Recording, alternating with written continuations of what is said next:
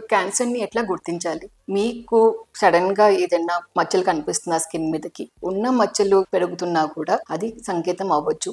నిర్లక్ష్యం చెయ్యొద్దు. ఎక్కడైనా కూడా కొత్తగా గడ్డలు రావటము, ఎస్పెషల్లీ ఆడవాళ్ళకి బ్రెస్ట్‌లో ఒకవేళ గడ్డలు కనిపిస్తున్నా, అక్కడ నిప్పుల దగ్గరికి కలర్ మారుతున్నా, నిప్పుల లోపలికి వెళ్తున్నా, లేదా అబ్నార్మల్ డిశ్చార్జెస్ అంటే కనుక మీ యొక్క మెన్స్ట్రువల్ సైకిల్ పీరియడ్స్ మధ్యలో బ్లీడింగ్ అవ్వటము, అన్‌కంట్రోల్ బ్లీడింగ్ అవ్వటము, ముట్లు ఆగిపోయిన తర్వాత మళ్ళీ బ్లీడింగ్ స్టార్ట్ అవ్వటము, ఇటువంటి సంకేతాలు కనిపిస్తున్నా, మీ యొక్క దగ్గులో కఫంలో బ్లీడింగ్ వస్తున్నా, లేదా ఇంకా ముక్కు నుంచి రక్తం కారుతున్నా, మలంలో రక్తం పోతున్నా కూడా అది నిర్లక్ష్యం చెయ్యొద్దు. బికాస్ అది ఒక క్యాన్సర్ సంకేతం కావచ్చు.